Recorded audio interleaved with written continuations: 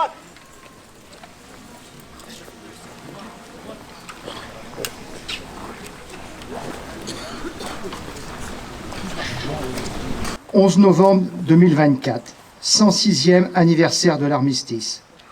Journée nationale de commémoration de la victoire et de la paix, hommage à tous les morts pour la France. Message de M. Sébastien Lecornu, ministre des Armées et des Anciens Combattants, et de M. Jean-Louis Thierriot, ministre délégué auprès du ministre des Armées et des Anciens Combattants. Ouvrez le banc.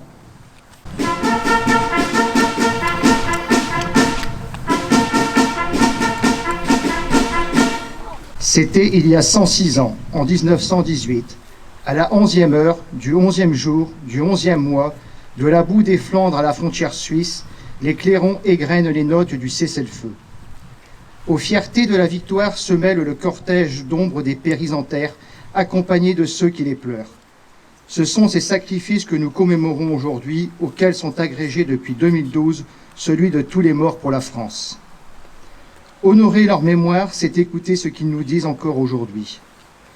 Ils nous laissent un devoir de gratitude, de lucidité et d'espérance. Le devoir de gratitude, c'est tout simplement de se souvenir du sacrifice de ces jeunes hommes, habités des promesses de la vie, qui ont consenti à tout donner pour la France demeure. Les épreuves qu'ils ont traversées sont inimaginables. Laissons la parole à un témoin, le général de Castelnau.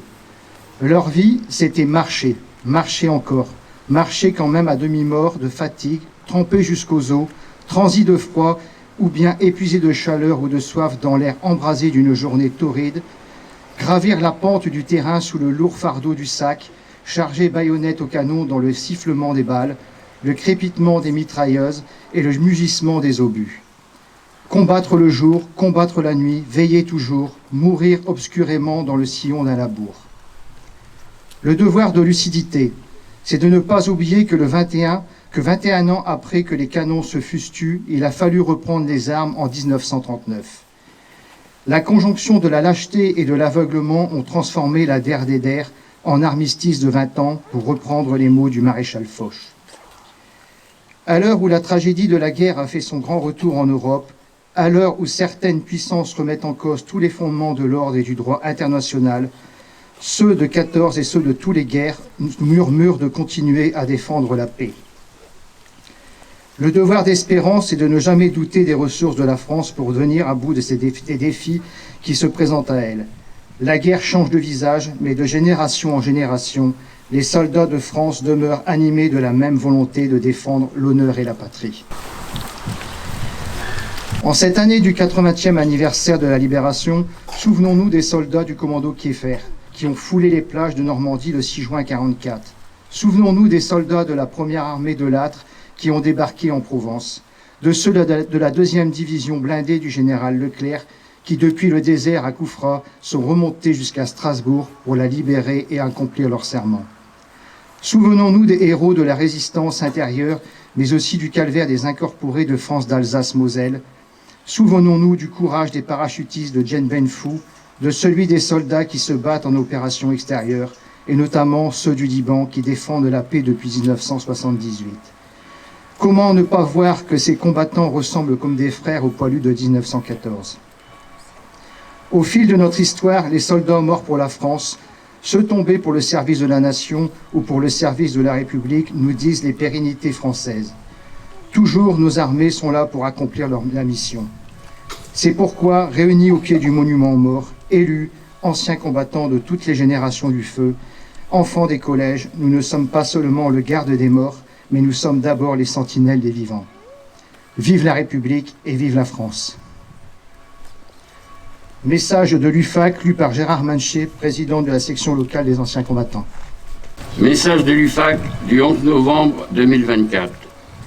Aujourd'hui, nous commémorons dans toutes les villes et dans tous les villages de France la signature à Rétonde, il y a 106 ans, de l'armistice mettant fin à la guerre 1914-1918.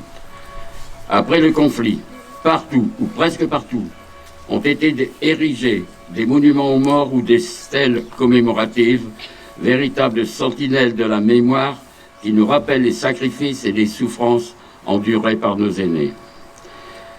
La majorité de ces lieux de mémoire ont été réalisés dans l'immédiat après-guerre et souvent à l'initiative d'anciens combattants survivants. C'était le moyen qui leur avait semblé le plus efficace pour honorer leurs camarades ayant fait le sacrifice de leur vie et pour favoriser la prise de conscience par l'ensemble de leurs concitoyens de la dette contractée envers eux.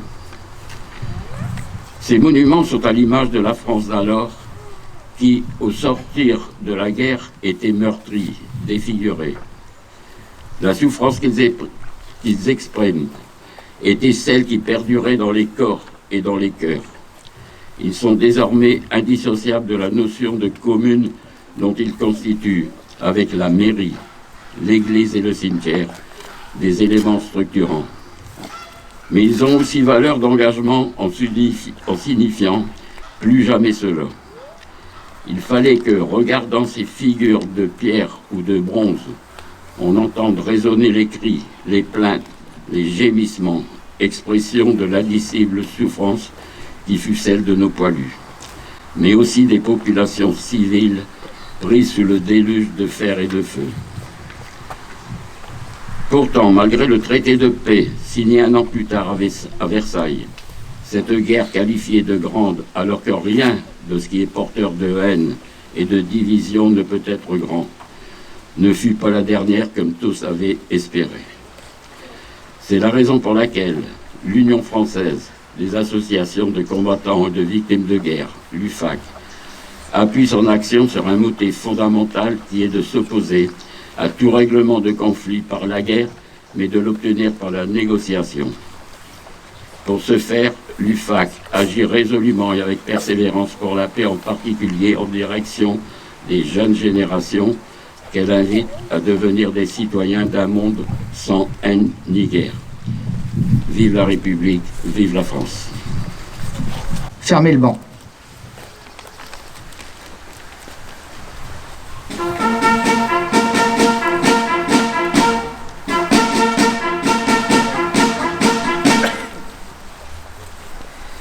Dépôt de gerbe.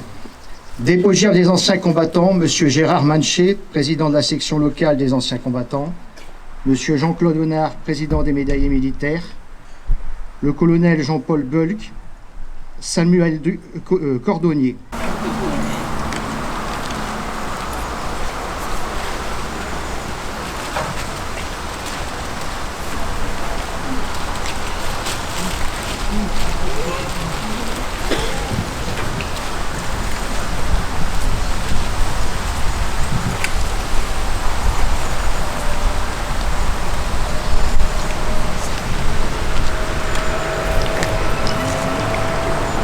Gerbe de la municipalité, M. André Flageolet, maire, l'adjudant-chef Franck Castelin représentant la gendarmerie, le lieutenant Denis Delard représentant le corps des sapeurs-pompiers, M. Jean-Pierre Sagnier, adjoint, et Mme Sandrine Andouche, adjointe.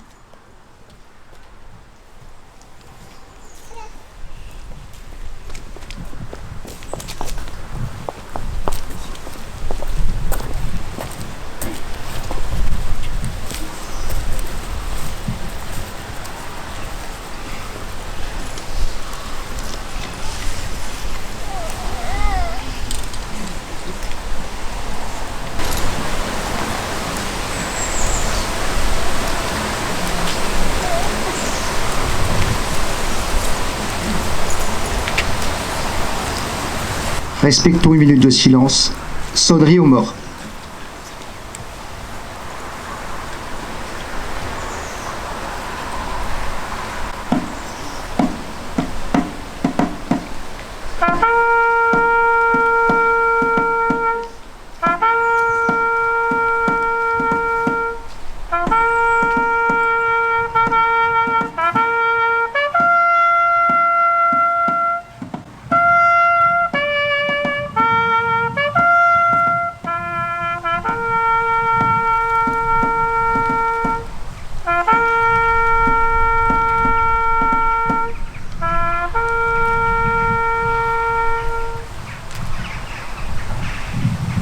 La Marseillaise.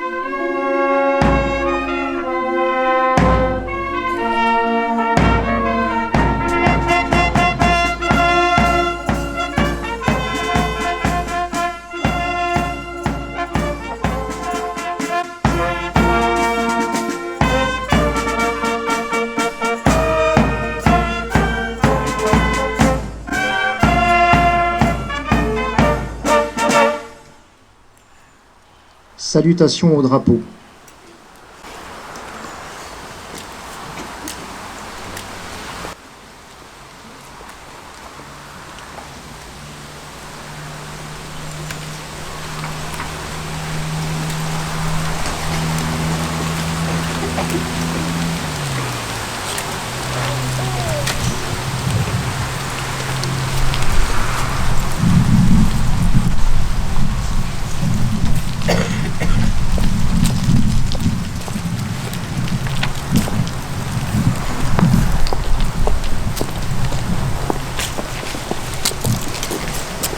Nous allons maintenant écouter les enfants qui vont nous faire des lectures, les enfants du groupe scolaire Lamartine accompagnés de leur enseignant.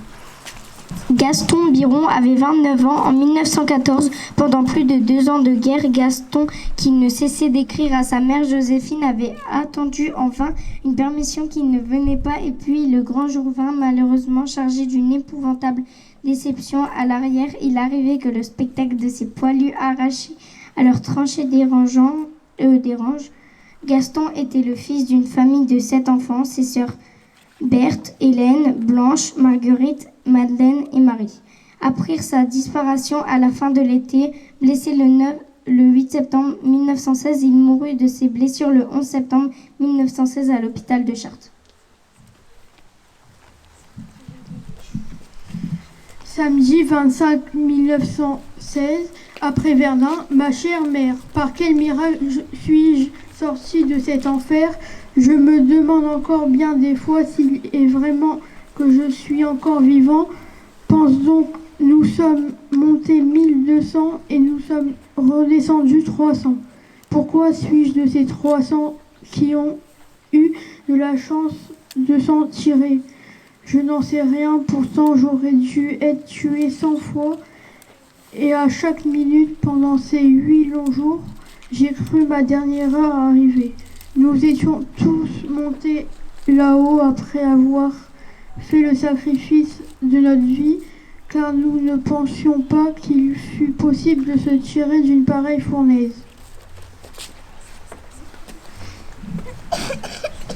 Oui, ma chère mère, nous avons beaucoup souffert et personne ne pourra jamais savoir par quelle transe et quelle souffrance horrible nous avons passé à la souffrance morale de croire à chaque instant la mort nous surprend. Viennent s'ajouter les souffrances physiques de longues nuits sans dormir, 8 jours sans boire et presque sans manger, 8 jours à vivre au milieu d'un charnier humain, couchant au milieu des cadavres, marchant sur nos camarades tombés la vieille.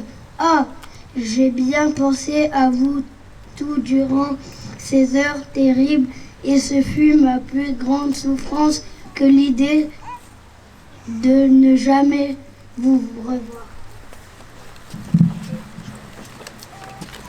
Nous avons tous bien vieilli, ma chère mère, et pour beaucoup, les cheveux grisonnants seront la marque éternelle des souffrances endurées. Et je suis de cela.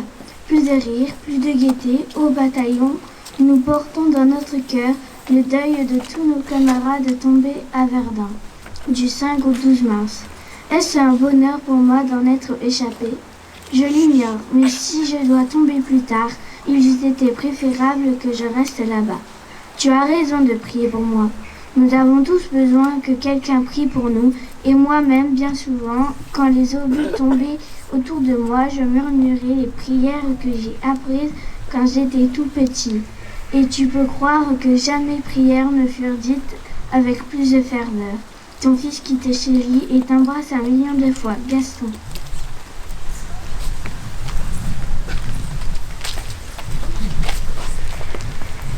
Merci à toutes et à tous. Merci de votre présence. Il est important de se recueillir en ce 11 novembre. Ne pas oublier qu'ils ne sont pas morts pour rien. On leur doit notre liberté aujourd'hui. Retour à la salle des fêtes aux ordres du chef d'harmonie, M. Christophe Burier. Merci encore.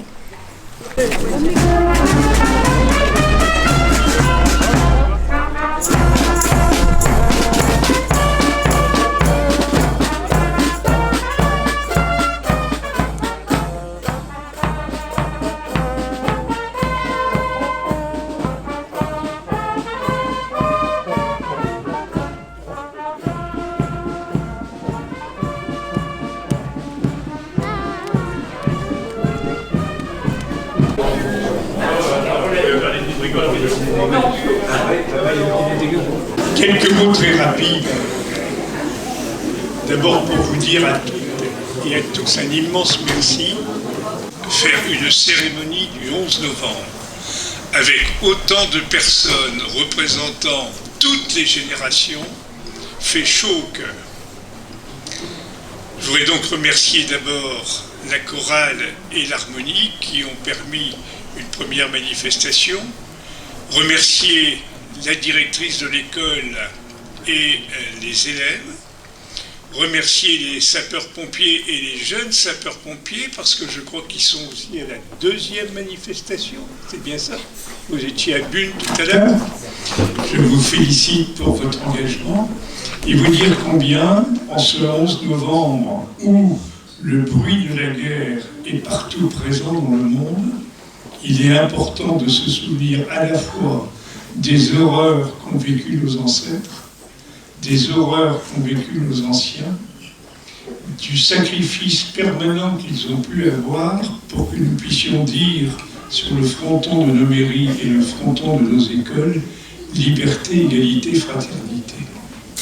Et je pense que ce message, en ces temps difficiles, où à nos portes, en Ukraine, on voit l'internationalisation de la guerre, ou un peu plus loin, mais finalement, à portée d'obus, on s'aperçoit que le Liban, l'Israël et l'ensemble des pays arabes sont en train de se demander s'il y a encore un avenir pour la paix dans ce secteur. À un moment donné où on parle, je reprends l'expression qui a été donnée par la presse, des déportations massives aux États-Unis parce qu'il y a trop de migrants qui sont sans papier, on peut se dire que finalement, nous devrions regarder avec beaucoup de sagesse et d'humilité la chance que nous avons d'être dans ce pays. Merci pour votre présence. Continuez à être des citoyens à part entière et n'oubliez pas, continuons à transmettre le flambeau aux jeunes. Et maintenant, je leur dis que après avoir été dans cette cérémonie de l'histoire et de la mémoire, ils ont droit à une belle récompense. Merci à vous pour votre présence. Bon lundi et rendez-vous à d'autres manifestations où le souvenir, la grandeur et la beauté de la France pourront être mis de l'œuvre. Merci enfin à nos porte-drapeaux, toujours fidèles au rendez-vous et qui rehaussent par leur présence cette belle manifestation. Voilà, on va prendre le verre de l'amitié. Bonne journée à tous.